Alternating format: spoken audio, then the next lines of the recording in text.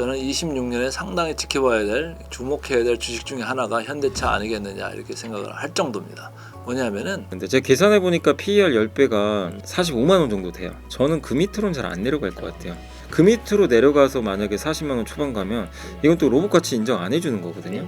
여느 자동차 업체들이 받고 있는 밸류에이션하고 이제부터 현대차가 받아야 되는 밸류에이션은 상당히 좀 다르다.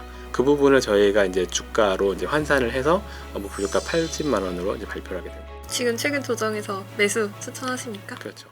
목표 주가를 최근에 80만 원으로 높였습니다. 이제 가장 결정적인 근거는 뭔지 궁금한데요. 제가 이달 초에 미국 라스베가스에 열렸던 CES를 다녀왔고요.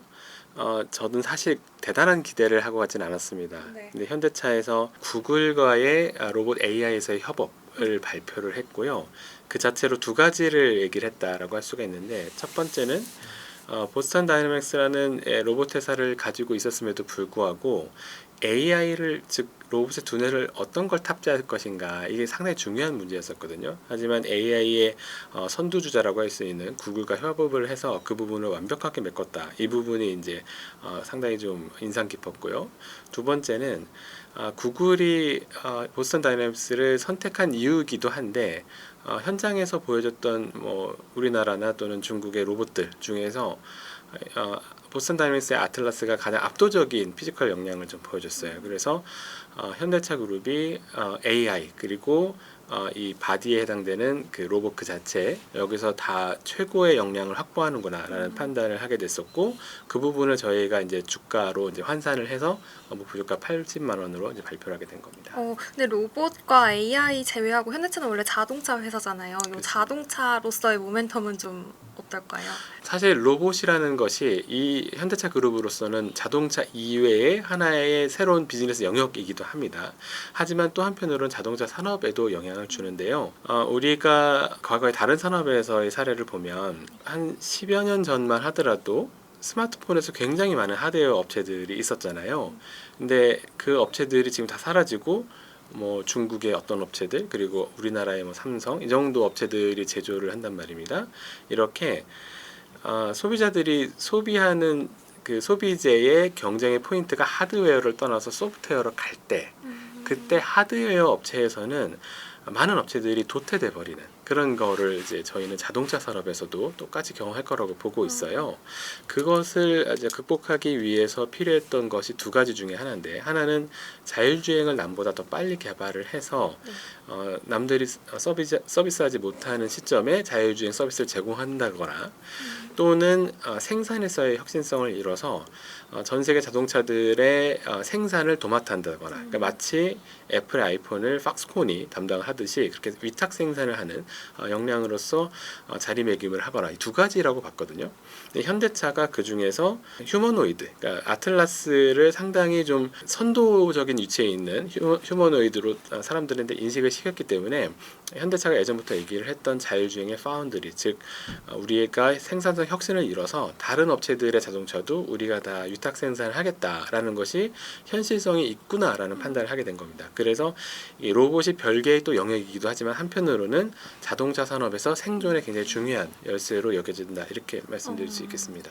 최근에 이제 현대차 주가가 올해만 80% 올랐습니다. 목표 주가가 80만 원이면 아직도 조금 매수가 유효한지 하고, 어제부터 오늘까지 약간 조정을 받았는데 이걸 매수 기회로 삼아도 될지 궁금합니다. 사실 자동차 산업이 그간에 받았던 이른바 밸류에이션, 그리고 현재도 해외 자동차 업체들이 받고 있는 밸류에이션을 생각을 해봤을 때 현재의 주가는 이미 그 상단을 넘어가는 정도 수준까지 와 있기는 하거든요. 네. 근데 제가 조금 전에 드린 말씀은 여느 자동차 업체들이 받고 있는 밸류에이션하고 이제부터 현대차가 받아야 되는 밸류에이션은 상당히 좀 다르다라는 말씀을 드린 것과 마찬가지입니다. 따라서 우리가 약간 눈을 살짝 돌려보면은 우리가 익히 알고 있는 폭스바겐이나 GM이나 도요타나 이런 업체들은 높아봤자 10배 초반이고 PER 기준으로, 그리고 대부분 10배 이하의 밸류에이션을 받고 있는데, 옆에 이제 중국에 있는 전기차 업체들은 보통 20배 이상을 받습니다. 테슬라 같은 경우에는 뭐 훨씬 더 높은 밸류에이션을 받고요. 이런 업체들과 먼저 말씀드렸던 그런 오래된 자동차 업체들의 차이가 뭐냐, 미래에 살아남을 수 있는 키가 있느냐 없느냐 이 차이거든요. 현대차가 그 키가 있음을 보여준 거기 때문에 과거의 밸류에이션, 과거 현대차의 밸류에이션 또는 다른 자동차 업체들의 밸류에이션에 구애받을 필요가 없다라고 생각을 합니다. 지금 최근 조정에서 매수 추천하십니까? 그렇죠. 오, 알겠습니다. 그럼 현대차 그룹주들도 대부분 큰 상승이 나왔는데요. 부품주들도 많이 올랐고요. 좀 조정을 기다려야 할지 아니면 지금이라도 매수해야 될지. 보스턴 다이나믹스의 설명에 따르면 네.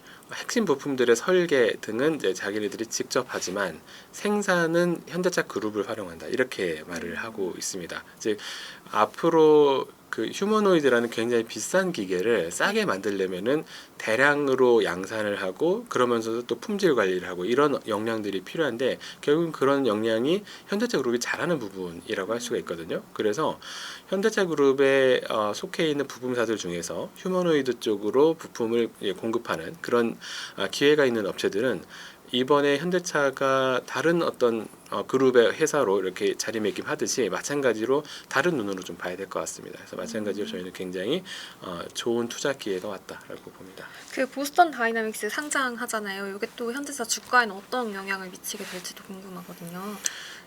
사실 보스턴 다이나믹스의 상장 시점에 대해서는 말은 많은데 저는 뭐 특별한 의견을 가지고 있지는 않습니다. 일단 대략적으로 2028년부터 보스턴 다이나믹스가 휴머노이드를 양산하겠다라고 얘기를 하고 있기 때문에 그때 되면은 이제 매출이 좀 숫자로 나오는 그런 시기가 된다는 거거든요. 그래서 그때 정도에는 하고 준비하고 있지 않을까라는 생각을 하는데 그것은 뭐 제가 알고 있는 그런 뭐 사실은 전혀 없는 그런 내용이고요. 다만 보스턴 다이나믹스의 그 상장은 현대차 그룹의 지배구조와도 또 연결이 될 수 있는 문제라서 단독으로만 따로 볼 수 있는 문제는 아닐 것 같아요. 만약에 현대차 그룹이 2018년에 시도를 했었던 경영권 승계 문제나 이런 것들을 같이 진행을 시킨다면은 어느 방향이 될지 모르겠지만 굉장히 주가에 큰 어떤 영향이 있는 사건들이 될 겁니다. 언제까지 그럼 주가가 좀 좋을 거라고 보고 계세요? 시간을 기준으로 답을 드리기보다는 주가의 레벨을 기준으로 말씀드릴 것 같아요. 네. 아무리 좋은 주식도 너무 많이 오르면 빠지게 되어 있지 않겠습니까? 그렇죠. 네, 근데 지금 저희는 지금도 굉장히 싸다라는 말씀을 드리니까 매수를 강력하게 추천을 드리는 리포트를 냈던 거고 네. 다만 목표 주가를 훨씬 넘는 상태까지 현대차가 갔을 때도 마냥 좋다라고만 할 수는 없겠죠. 어차피 우리는 주식은 굉장히 냉정하게 봐야 되니까요. 그래서 충분하게 많이 올랐다는 시점이 오면은 네. 아무리 회사가 앞으로 좋아진다는 얘기를 해도 주가 이미 반영했다라고 말을 하는 시기가 올 수도 있겠습니다. 하지만 지금은 아니다라는 겁니다. 뭐 많이 올랐다고 판단할 수 있는 그런 근거로 판단 지표. 그게 바로 이제 밸류에이션이죠. 밸류에이션. 저희 리포트에서 다루고 있는 밸류에이션이고 저희가 이번에 현대차의 목표가 80만 원을 제시를 할 때 그 시가총액으로 환산하면 164조 원이 되거든요. 여기에는 보스턴 다이나믹스 지분에 대한 간접 지분율을 감안했을 때 지분 가치 35조 원을 인정을 해줘야 된다라는 게 부분이 들어가 있고 그리고 69조 원은 기존 비즈니스의 가치다라고 보고 60조 원이 조금 전에 이제 말씀드렸던 휴머노이드를 이용한 생산성 혁신에서 나오는 자율주행 파운드리 사업의 성공에서 나오는 가치다. 60조 원 이렇게 합산을 해서 164조 원을 말씀드리고 있거든요. 네. 여기에서 물론 몇 가지 가정들이 바뀌면 목표 주가도 바뀔 수 있는 그런 상황이 언제나 있는 거지만 지금 상태에서는 굉장히 업사이드가 많이 남아서 지금 상태에서는 싸다라고 말씀드리는 겁니다. 알겠습니다. 이제 다음 질문으로 넘어가면 로봇과 피지컬 AI는 아직 숫자로 잡히진 않았습니다. 다만 밸류에이션 멀티플을 바꾸는 기회 요인으로 충분한지 궁금하거든요. 요거는 사실 이제 앞에 말씀드린 거에 답이 있는 것 같기는 해요. 네. 그러니까 자동차 업체들이 장기적인 생존 가능성에 대해서 의심을 받고 있었지만 현대차 그룹은 경쟁력 있는 휴머노이드를 확보를 해서 자율주행 차의 생산 능력 에서는 압도적인 능력을 가져갈 수 있다. 이런 것들을 보여줬기 때문에 결국 이런 것들이 당장의 실적에는 도움이 되지 않더라도 미래의 이익에 대한 생각을 확 바꿔놓는 거거든요.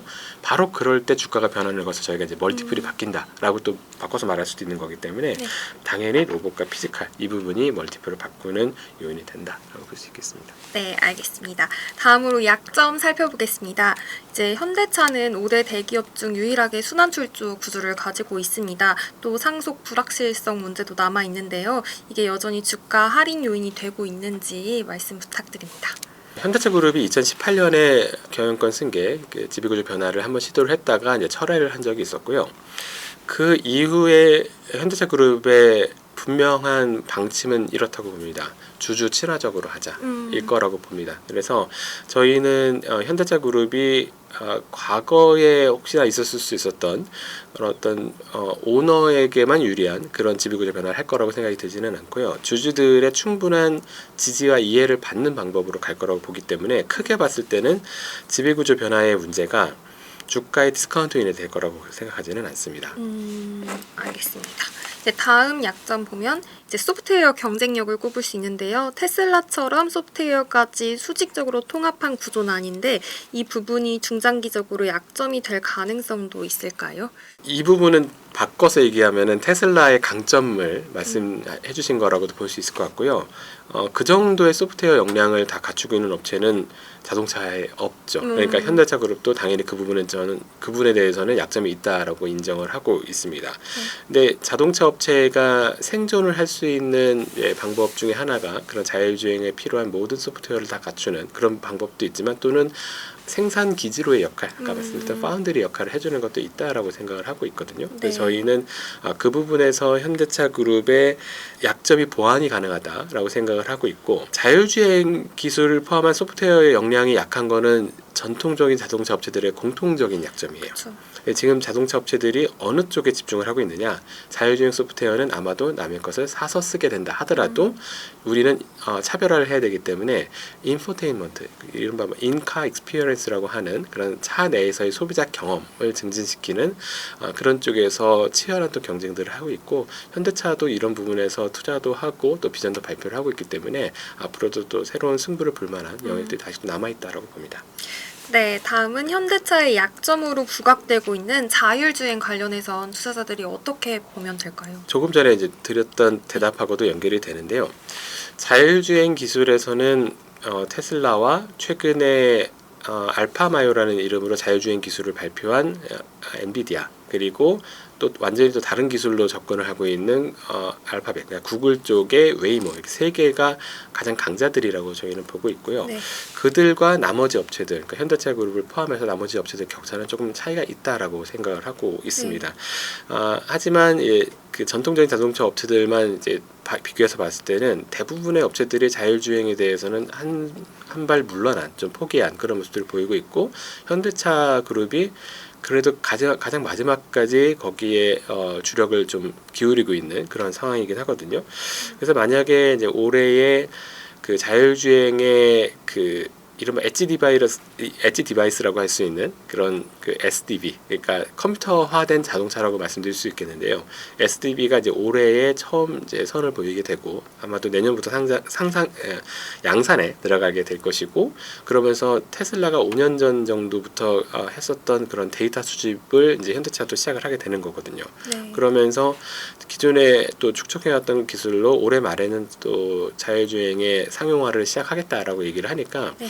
아직은 현대차 그룹이 끝났다고 생각하지는 않아요. 근데 그리고 만약에 그런 데서도 괜찮은 성과를 내보인다라고 하면은 제가 여태까지 그 80만 원 목표가를 낼 때 반영하지 않았던 새로운 또 주가의 상향 요인이 나올 수가 있겠죠. 근데 그 부분은 우리가 또 너무 낙관만 하고 지금 미리 그 네. 주가에 반영할 수 있는 시점은 아니다라고 말씀드릴 수 있습니다. 자율주행 성과에 따라 목표 주가가 더 높아질 가능성도 있다고 말씀해 주셨습니다. 마지막으로 최근에 현대차를 살까 말까 고민하시는 분들은 최근 조정이 어떤 것 때문에 있었는지 외국인 매도세가 왜 있었는지 궁금할 텐데요. 이에 대해 조금 한 말씀 해주실 수 있을까요?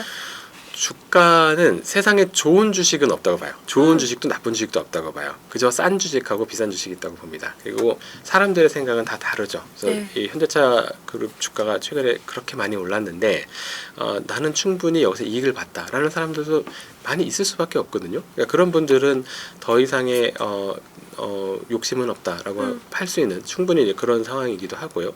그렇지만 또 다른 사람들에게는 그 현대차 그룹을 보는 눈에 훨씬 더 높을 수도 있기 때문에 저 같은 분석을 하는 경우에는 아직도 굉장히 싸다라고 말씀을 드리는 거고, 저의 의견으로는 지금 조정이 온다면 그러면 현대차를 좀 싸게 살 수 있는 기회다라고 말씀을 드릴 수 많이 있겠습니다. 빠진 이유는 그럼 많이 빠진 이유는 아까 말씀드린 것처럼 많이 오르면 만족한 사람이 있기 마련이죠. 그러면 파는 사람이 나오기 마련입니다. 네. 그러면 마지막으로 연구원님이 생각하는 현대차의 강점과 약점 한 개씩만 말씀 부탁드립니다.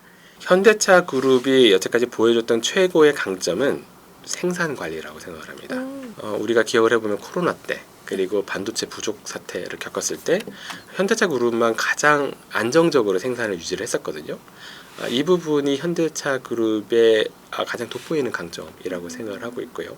약점은 소프트웨어 기업으로의 전환이 상당히 좀 어렵다는 겁니다. 그러니까 이 부분은 꼭 현대차만의 약점은 아니에요. 그러니까 기계공학을 중심으로 아주 고도화된 제품을 만들었던 사람들이 갑자기 소프트웨어를 개발하는 사람으로 바뀌기가 굉장히 어렵습니다. 그러니까 소프트웨어는 불완전한 상태에서 출시를 하고 계속 업데이트하는 그런 개념으로 가는데 기계공학을 하신 분들은 완벽한 제품이 돼야지 내놓는다 이런 식이 되어 있거든요. 그 외에도 여러 가지로 소프트웨어 기업의 특성을 갖춰야 되는 현재의 자동차 업체들 입장에서 과거의 비즈니스 마인드가 한 번에 바뀌기는 굉장히 어렵다. 그것이 현대차 그룹이 겪는 어려움 중에 근원적인 부분의 하나일 거다라고 봅니다. 현대차 주가가 횡보 중인데 건강한 조정의 구간일지 수익 실현 타이밍일지 판단해 주신다면요? 아주 건강한 조정이라고 보고 싶어요. 이제 현대차 그룹 그러면 아주 전통적인 완성차 업체였잖아요. PER이라는 게 예전에 5배, 6배 여기서만 매번 진동하고 있던 이런 회사에 불과했습니다. 근데 깐부 회동 그 뒤로 주가가 날아가기 시작했어요. 저는 26년에 상당히 지켜봐야 될, 주목해야 될 주식 중에 하나가 현대차 아니겠느냐 이렇게 생각을 할 정도입니다. 뭐냐면은 자, 테슬라가 선행 PR이 200배가 이렇게 유지될 수 있는 근원 중에 하나는 자율주행도 있습니다만은 휴머노이드 로봇도 있고요. 아까 말씀드린 로보택시에 대한 기대감 이런 것들이 그 각각 썸 오브 파츠 가치 합산법으로 다들 들어가 가지고 이 선행 PER 200배를 지금 유지하고 있는 겁니다. 근데 왜 현대차는 10배여야 되죠? 저는 테슬라의 이런 로보틱스에 이제 VS를 걸어가지고 맞대결을 할 수 있는 유일한 회사라고 보는 거예요. 완성차 업체 중에는 말이죠. 우리나라에는 로보틱스 관련되는 밸류체인들이 상당히 좋게 있지 않습니까? 그리고 현대차는 버스턴 다이내믹스 지분들도 다 들고 있고 해가지고 거기에 대한 기대감 이런 거 저런 거를 다 우리가 미래를 좀 보고 간다고 하면은 지금도 상당히 저는 긍정적으로 바라보고 싶어요. 그래서 우리가 로보틱스 중소형주 엄청 주가가 날아가지 않았습니까? 그거에 비해서는 현대차 겨우 제가 볼 땐 조금 오른 그런 거가 아니겠느냐라는 이제 이런 생각이고 어느 순간에 이제 양산을 3만 대를 이제 시작을 해가지고 할 수 있는 게 2, 3년밖에 남지 않았습니다. 그때까지 계속 시장에 관심을 모아갈 거다라는 거고 어느 순간에 주가 재평가, 리레이팅 특히 멀티플이 폭발적으로 올라갈 수 있는 국면이 나올 거다 이렇게 보고 싶습니다. 현대차만의 강점은 무엇이며 테슬라와의 경쟁 구도는 어떻게 전개될까요? 테슬라 같은 경우는 거기 이제 뇌가 있지요. 근데 여기는 이제 뇌가 없지요. 그런 게 있고 그쪽에는 FSD라고 해가지고 축적된 데이터가 어마어마하게 많지요. 완전 자율주행 이제 가려고 테슬라가 오래전부터 이제 준비를 했기 때문에 이렇게 있는데 현대차는 그렇지 못한 걸로 알고 있습니다. 그런 면에서는 상당히 좀 여류에 있다 이런 생각을 하고 있어요. 다만 이제 현대차도 엔비디아가 됐든 다른 데가 됐든 서로 이제 내 역할을 할 수 있는 이런 데를 조금 이제 연합을 해가지고 뭔가 대응을 하려는 이런 이제 움직임을 보이고 있어서 그런 점에서 극복할 수 있는 이제 사례가 나오지 않겠느냐 이런 생각을 해보고 싶어요. 그래서 이미 이제 후발주자는 맞습니다. 그러나 현대차가 가지고 있는 강점이라고 하는 거는 뭐죠? 최근에 파운드리를 자기들이 외칠 정도로 전 세계 로봇 만들고 싶은 사람 있으면 다 가져와 이런 얘기예요. 파운드리라는 게 뭡니까? TSMC가 반도체에서 하는 거 아니겠습니까? 반도체 만들고 싶은 사람 내가 다 대신해서 만들어줄게. 다 가져와. 큰 소리 치면서 만들어주고 있는 거예요. 근데 우리나라 제조업 생산 기반, 생산 역량 얼마나 좀 대단합니까? 가져오면 다 만들어주겠다는데. 그렇죠?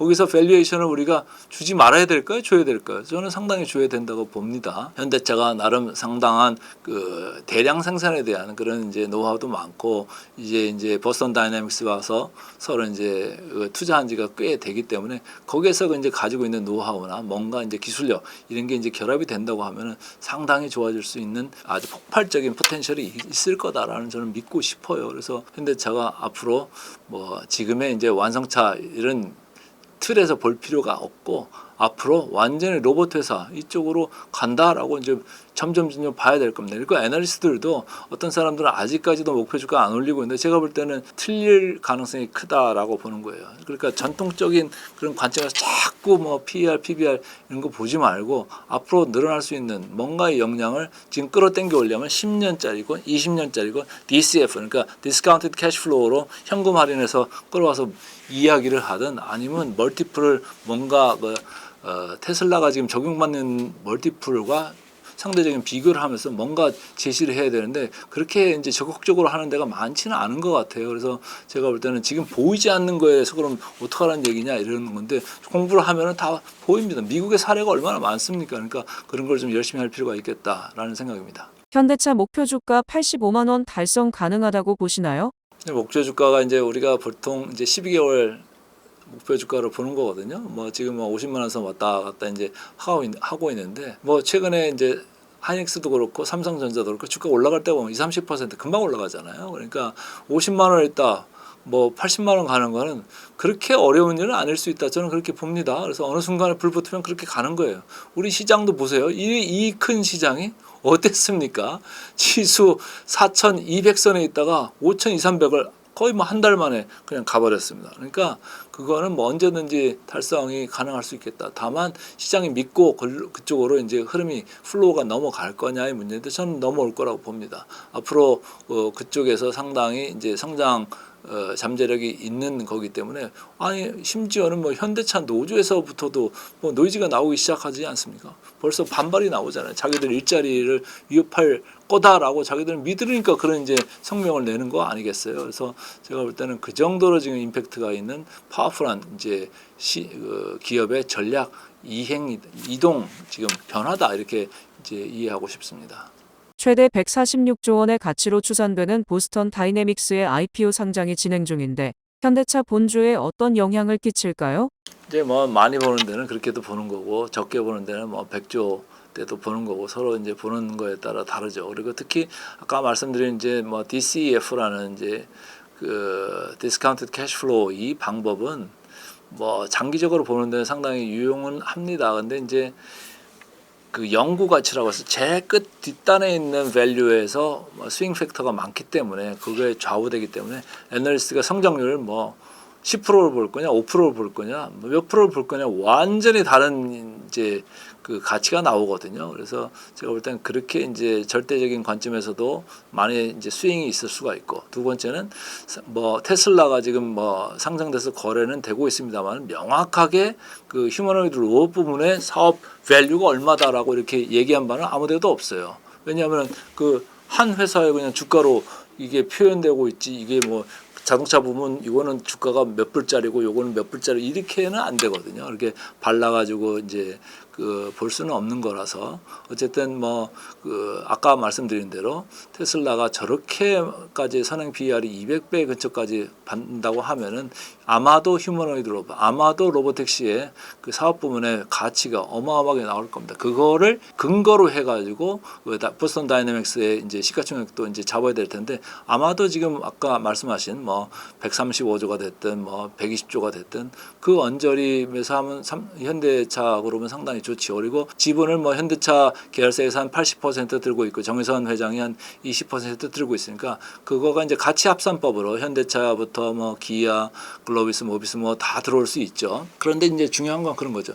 이걸 그냥 팔 거냐, 안 팔 거냐. 이런 문제잖아요. 그래서 시장은 뭐 그거 계속 가져가지고 그걸 팔 거라고 생각을 별로 안 할걸요. 그래서 가치 합산법으로 들어올 수는 있다라는 이런 생각이고, 그다음에 20%를 활용해 가지고 그 현대차 그룹의 지금 순환 출자구자 이거를 이제 적립을 다시 이제 깨끗하게 할 수 있다는 이런 관측들이 많이 나오고 있어요. 그래서 그거에 대해서 이제 시장은 좀 관심이 많죠. 그래서 현대차가 뭐 버스턴 다이내믹스의 지분을 가지고 있어서 그 지분 가치가 올라가는 이런 것도 관심이 있습니다만은 정의선 회장이 20%의 지분을 활용해 가지고 현대모비스의 지분을 어느 정도까지 지금 가져갈 수 있느냐, 어느 정도까지 높일 수 있느냐, 거기에 이제 관심이 많은 것 같아요. 그래서 우리가 버스턴 다이내믹스를 볼 때는 IPO 올라오는 뭐 전체적인 지분 크기, 그 시장 사이즈, 시가총액 크기 이런 걸 보기도 해야 되겠지만은 정의선 회장의 향후의 행보 이런 것도 좀 많이 봐야 될 것 같습니다. 네, 이제 또 최근 핫한 또 주식이죠. 현대차 얘기를 또 해야 되는데, 현대차가 이제 CES에서 이제 자신의 휴머노이드 로봇 아틀라스를 공개를 하고 나서 그 뒤로 뭐 아틀라스 뛰는 것처럼 뭐 주가도 아주 막 크게 점프를 하고 있는데요. 이제는 시장이 현대차를 자동차 업체가 아니라 거의 뭐 피지컬 AI 기업으로 좀 보는 거 재평가하기 시작한 것 같습니다. 좀 이사님 여기에 대해서 좀 어떻게 보시나요? 저는 당연히 네. 거기에 동의를 하고 있고 네. 재평가를 받아야 된다고 생각해요. 원래는 현대차 본업에서도 돈 잘 벌거든요. 그렇죠. 근데 이제 네. 관세 리스크 때문에 되게 네. 휘청했죠. 네. 근데 이제 그게 15%로 인하됐다가, 근데 우리가 또 느낀 거는 아직 끝난 게 아니구나, 트럼프 때문에. 이게 짜증나는 일인데, 근데 이번에 주가 오른 거는 현대차가 돈 벌 거라고 해서 오른 게 아니거든요. 그렇죠. 네. EPS, 그러니까 주당 순이익 증가율은요 그냥 정체 계속 옆으로 그렇죠. 가요. 네. 그러니까 삼성과 달라요. 삼성전자는 이익 증가율로 오른 거고, 네. 그 현대차는 PER로 올랐어요. 그렇죠. 왜 그러죠? 로봇으로 그렇구나. 간 거니까. PR로 그래서 5배에 있던 PER이 11배까지 간 거예요. 네. 그때 그 토요타를 이겼대요. PER이. 저 역전한 거 처음 봤거든요. 그러니까 확실히 그거- 예. 주가는 미래가 반영되는 맞아요. 것 같습니다. 근데 이게 어떻게 보면 이제 그 유지가 되려면, 앞으로 주가 네, 좋으려면 네. 이 피지컬 AI를 하고 있는 이제 본격적으로 현대차가 이 시장에 진입을 했는데, 여기에 대한 믿음이 테슬라만큼 이제 있어야 된다는 얘기죠. 테슬라는 보면 자율주행 정말 거의 완벽할 네, 정도로 네. 지금 그 결과물을 내놓고 있고, 네. 로봇은 아직 상용은 아닌데 네. 로봇도 이렇게 영상들 보면 괜찮잖아요. 네. 그러니까 현대차에 대한 이제 그 시각도 의심도 있어요. 테슬라만큼 할 수 있어? 그런 걸 그런 불신을 확신으로 바뀌어준다면 밸류는 저는 계속 올라갈 걸 보거든요. 10배도 비싼, 아니 로봇주가 10배면 싼 거 아닌가요? 사실 그러니까. 로봇으로 보면. 네. 그죠?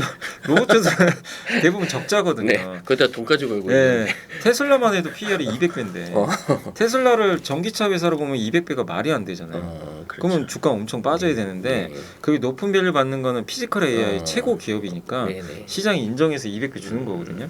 그러니까 현대차도 10배면 로봇으로 보면, 자동차로 보면 10배 11배 비싸요. 그건 맞아요. 근데 이걸 로봇이나 피지컬 AI로 보면 10배는 비싼 게 절대 아니죠. 근데 중요한 건 결과물을 이제 보여줘야 돼요. 계속. 그러니까 시장은 계속 의심을 할 거고.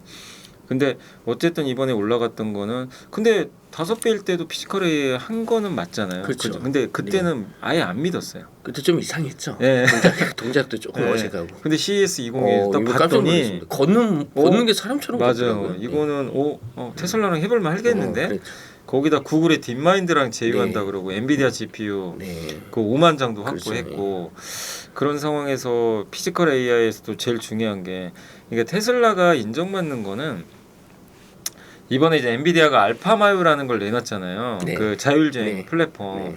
그건 가상 공간에서 이제 그 실주행을 할 수 있게. 그러니까 실제 데이터는 아니죠. 네. 가상의 네. 그 데이터를 제공해서 그 안에서, 야 너네들 실주행 데이터 없으니까 우리가 알파마유 줄 테니까 네.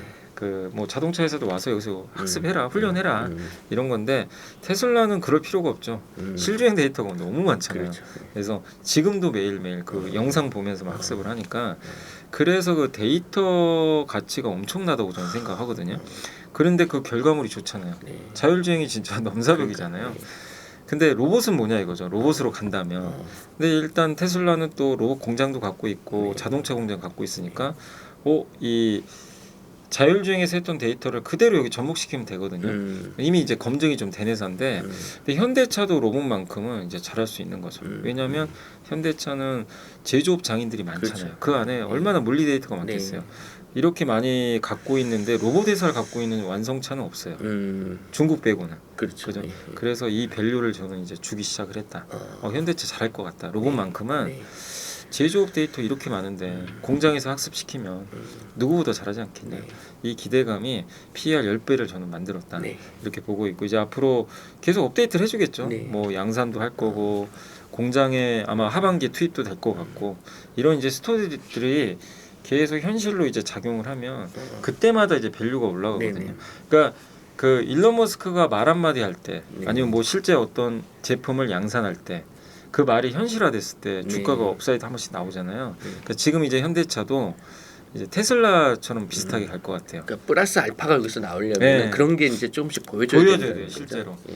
그러니까 이제 이익은 그대로 고정돼도 돼요. 네. 현대차가 크게 까먹지만 않으면 유지만 해줘도 지금 사람들이 기대하는 거 어차피 피지컬 AI이니까 그거를 결과물들을 이제 실망스럽지 않게 우리 예상보다 더 좋은 게 나오면 더 좋고 스케줄이 빠르면 더 좋고 그런 거를 이제 확인하면서 밸류가 올라가지 않겠냐.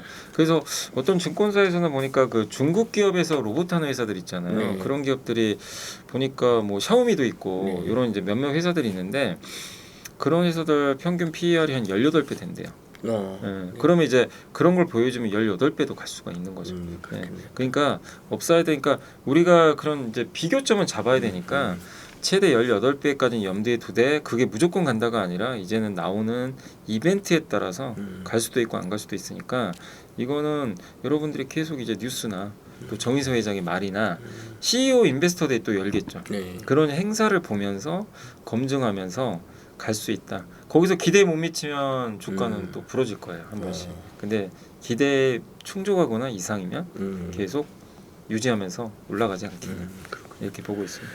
지금 그 보스턴 다이내믹스 이제 현대차 그 계열사죠. 이제 이게 이제 나스닥 상장을 좀 본격 검토 중이다 이런 소식도 나오는데요. 상장 시 좀 예상되는 기업 가치, 뭐 투자자들은 또 이제 상장 전으로 좀 챙겨봐야 될 리스크 윈 이런 건 좀 뭐 어떤 게 있을까요? 일단 이제 28년 정도가 되지 않겠냐 네. 싶긴 하거든요. 근데 지금 당장 뭐 상장할 수는 없는 거고 아직은 돈을 못 벌잖아요. 네. 돈을 양산을 본격적으로 하는 게 28년이니까 아마 28년 정도에는 상장이 얘기가 나오지 않겠냐. 그래서 미리 좀 준비는 할 것 같고 근데 상장은 할 가능성이 높은 게 정의소 회장의 상속 문제 때문에 안 할 수는 없는 것 같아요. 왜냐하면 정의소 회장이 그 지금 정몽구 회장 나이가 꽤 많거든요. 네. 거의 90세 정도 되는 걸로 아는데 상속 준비를 해야죠. 사실 그렇죠. 할 수밖에 없고 상속세로 6조 이상 나올 것 같아요.